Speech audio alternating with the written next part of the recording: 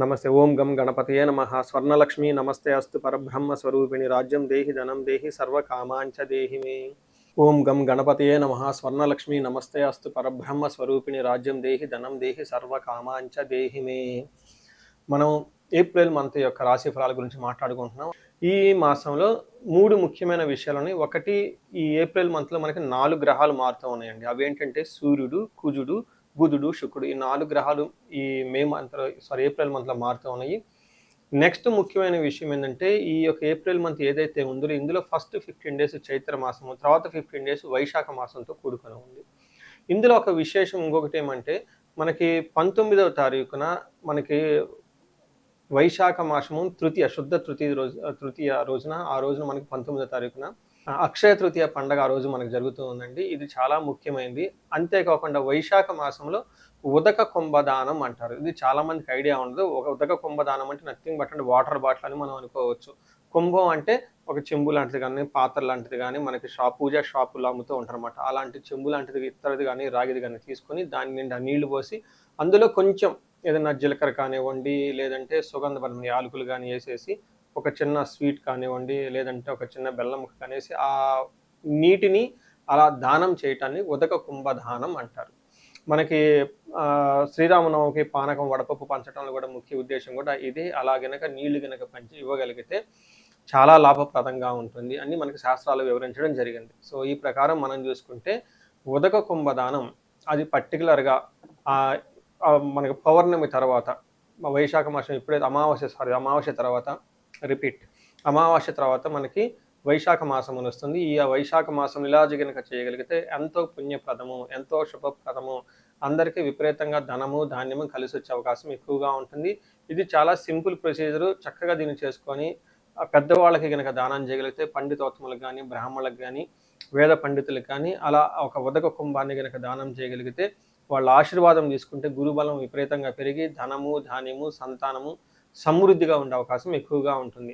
So ఈ యొక్క April మంత్లో ఉన్న ఈ ముఖ్యమైన విశేషాలు, పండగలు మీరు తెలుసుకున్నారు కాబట్టి తగు విధమైన మీరు రెమెడీస్ లాగా చేసుకుంటే అంత బాగుంటుందండి. అందరూ చక్కగా ఉండాలని, ఈ రాశి వాళ్ళు అష్టైశ్వర్యాలతో ఉండాలని చెప్పేసి నేను కోరుకుంటున్నాను. నమస్తే. సింహరాశి వారికి ఏప్రిల్ మంత్లో మనం చూస్తే ఫస్ట్ విశేషం తెలుసుకోబోయేందు ఇందులో ఉన్న నక్షత్రాలు మఖా 1, 2, 3, 4 పాదాలు, పుబ్బా 1, 2, 3, 4 పాదాలు, ఉత్తర ఫస్ట్ పాదం అంతా సింహరాశిలో ఉంటారు. పేరు బలం కనుక చూస్తే అది మా మీ ము మేమో టాటి టూటే టో అన్న లెటర్స్ అంతా కూడా సింహరాశిలో ఉంటారు. 4 గ్రహాలు మనం మూవ్ అవుతున్నాయని మనం చెప్పుకున్నప్పుడు కాబట్టి ఇందులో వీళ్ళకి ఒక్క గ్రహమే అనుకూలంగా ఉంది, మిగతా 3 గ్రహాలు ప్రతికూలంగా ఉన్నాయి. కాబట్టి ఈ మాసంలో సింహరాశి వాళ్ళు కొంచెం జాగ్రత్తగా ఉండటం ఎంతైనా అవసరం.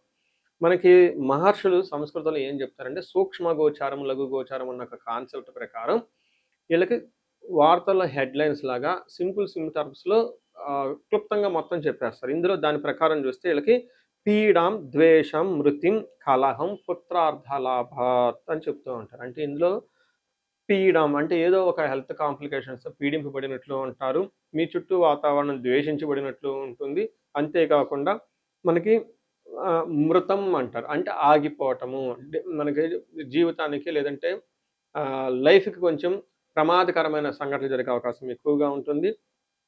కలహము, శుక్రుని వల్ల గొడవలు వచ్చే అవకాశం ఉంటుంది. అంతేకాకుండా బుధుని వల్ల కొంచెము పిల్లల విషయంలోనూ లేదా డబ్బుకి సంబంధించిన వ్యవహారంలో మాత్రం చాలా అనుకూలంగా ఉంటుందని గమనించాలి. సో చూశారు కదండి, ఈ మంత్ కొంచెం జాగ్రత్తగా ఉండాల్సిన మంత్.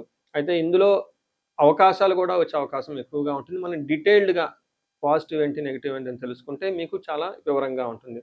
సూర్యుడు మీకు 8th హౌస్లోంచి 9వ ఇంట్లో రావడంతో సూర్యుడు ఉన్న పొజిషన్ అంత మంచిది కాదు అని చెప్తారు.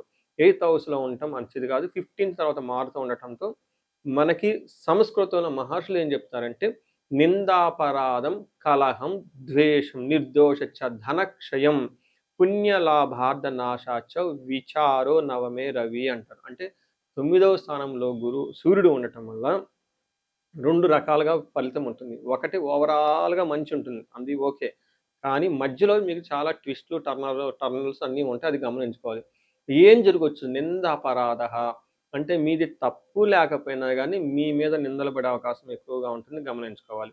రెండోది కలహం నిర్దోషచ్చ, అంటే మీరు పాపం చాలా చాలా మంచివాళ్ళు, కావాలని మీతో గొడవలు పెట్టుకునే వాళ్ళు ఉంటారు.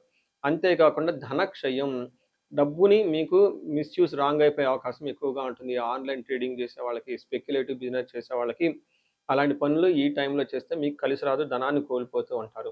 ఇంకొక మోస్ట్ ఇంపార్టెంట్ మంచి ఉద్దేశ్యంతో వేరే వాళ్ళకి హెల్ప్ చేద్దాము.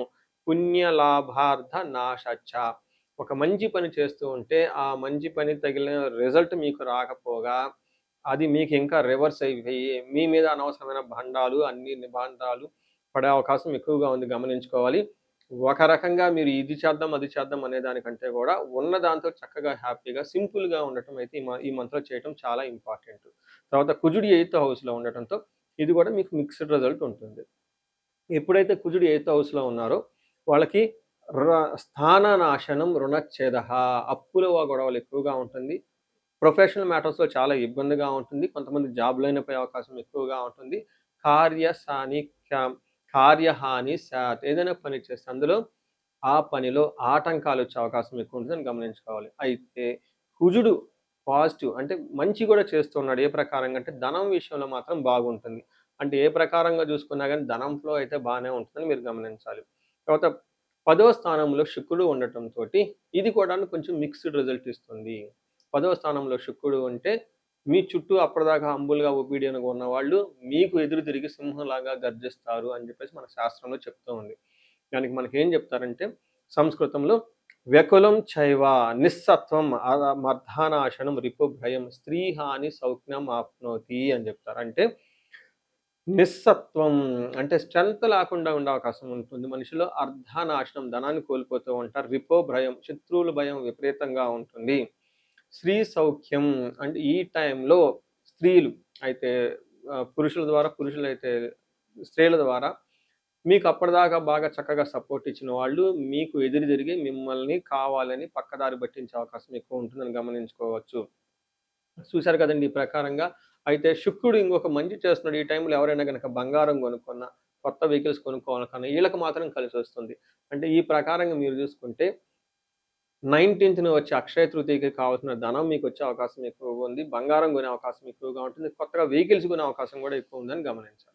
అయితే ఇప్పుడు మనం 3 గ్రహాలు బుధుడు బుధుడు మీకొచ్చేటప్పటికి ఉన్న వాతావరణంతో మీకు చుట్టూతా ఆటంకాలు కలిగించి సక్సెస్ ఇస్తూ ఉంటారు. బుధుడు మీకు పిల్లల విషయంలో లేదా ధనం విషయంలో మాత్రం ఆటంకాలు కలిగించకుండా ఏదో ఒక విధంగా మీకు హెల్ప్ అయితే వస్తుందని గమనించాలి.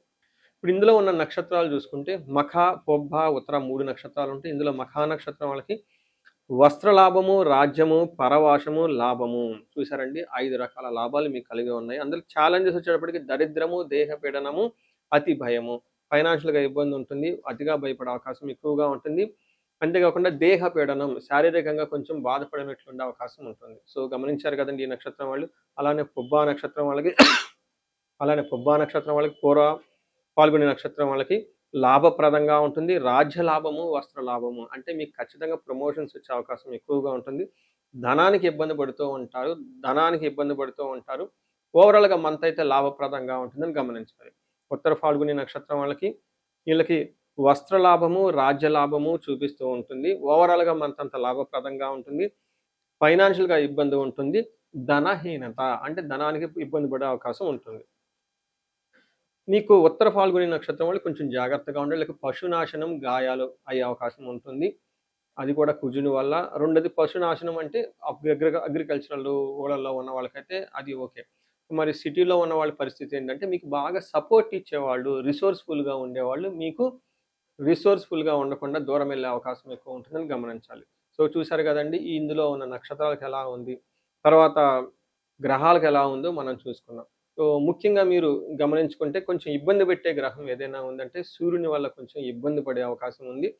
నిందాపరాధ మీ మీద నిందలొచ్చే అవకాశం ఎక్కువగా ఉంటుంది. ఈ రాశి వాళ్ళు పరిహారం కింద చూసుకుంటే ఫస్ట్ పితృ సమానులైన వాళ్ళని బాగా గౌరవించటం, వాళ్ళకి బట్టలు పెట్టటం, వాళ్ళ ఆశీర్వాదం తీసుకోవటం, వాళ్ళ యొక్క గైడెన్స్‌తో ముందుకెళ్ళటం చాలా చాలా ఇంపార్టెంట్ అని గమనించాలి. సో, ఈ రాశి వారికి గనుక చూసుకుంటే ఎవరైనా బహుముఖ ఆదాయము, okay, multi sources of income ఎవరికైనా కనుక కావాలి అనుకుంటే వీళ్ళకి స్వర్ణలక్ష్మి విశేష హోమం చేపించుకోవటం చాలా చాలా ముఖ్యం. ఈ స్వర్ణలక్ష్మి విశేష హోమం ద్వారా మీకు ఇన్‌కమ్ అనేది ఎక్స్‌ట్రా వచ్చే అవకాశం ఎక్కువగా ఉంటుంది. దీనితో పాటు ఎవరికైనా జాబులో బాగా ఇబ్బందులు పడుతూ ఉంటే, కార్యజయము లేకుండా ఆటంకాలు కలుగుతూ ఉంటే మన్యు పాశుపత అభిషేకము చేయించుకుంటే వీళ్ళకి కార్యజయం వచ్చేసి జాబులో చాలా ఉన్నతంగా ముందుకు తీసుకెళ్లే అవకాశం ఎక్కువ ఉంటుంది. ఇంతేకాకుండా భార్యాభర్తలు ఎవరైనా కనుక ఇబ్బందుల్లో ఉంటే వాళ్ళ మధ్య సరైన అవగాహన లేక ఒకళ్ళతో ఒకళ్ళు కనుక ప్రాబ్లమ్స్ ఉండి ఉంటే వీళ్ళ మధ్య అన్యోన్యత పెరగటానికి అన్యోన్య దాంపత్య పాశుపత అభిషేకము, వీటితో పాటు విశ్వావసు గంధర్వరాజ హోమం అని ఉంటుంది.